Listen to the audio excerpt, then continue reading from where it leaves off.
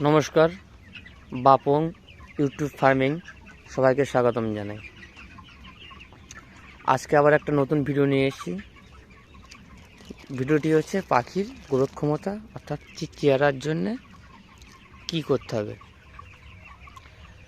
তো আপনার পাখি যদি গ্রোথ ক্ষমতা কম থাকে তাহলে আপনি এটা ইউজ করতে পারেন। এটা ইউজ করলে আপনার গ্রোথ ক্ষমতা অনেক বাড়বে। এসব ট্রিটগুলো আপনি ইউটিউবে পাবেন না, শুধু আমার চ্যানেলেই পাবেন। কারণ আমি অনেক রকম ট্রিটমেন্ট করি, অনেক রকম গ্রোথ ক্ষমতার জন্য আমার অনেক ভিডিও আছে, আপনারা দেখতে পারেন। তো আমার আরেকটি ভিডিও গ্রোথের নিয়ে, অর্থাৎ পাখির ওয়েটের নিয়ে, চেহারা নিয়ে। তো ওয়েটের জন্যে আপনার পাখির যখন 30 দিন বয়স হবে, 30 দিন বয়সের সময় আপনি দোকান থেকে সয়াবিনের দানা নিয়ে আসবেন। এরকম, এটা হচ্ছে সয়াবিনের দানা। সয়াবিনের দানা নিয়ে আসবেন 1000 পাখির জন্য 100 গ্রাম। সয়াবিনের দানাটা নিয়ে আসবেন, নিয়ে এসে আপনি রাত্রে ওটা ভিজিয়ে দেবেন। সকালবেলা ওটা মিক্সচারে পেশাই করে দেবেন।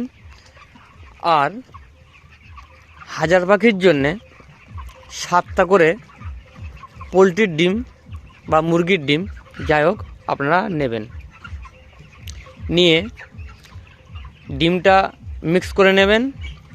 আর যেটা রাত্রেবেলা ভিজিয়ে দেবেন সয়াবিনের দানাটা, সেটা মিক্সচারে পেস্ট করে নেবেন। নিয়ে ডিমের অংশটা আর সয়াবিনের যেটা গুঁড়োটা হবে ওটা একসঙ্গে মিক্স করবেন।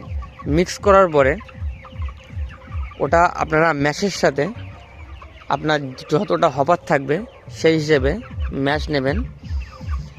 ওটা 15 কেজি ম্যাশের সাথে ভালো করে মিক্স করবেন। করে সকালবেলা 10টার পর থেকে 3 দিন চালাবেন।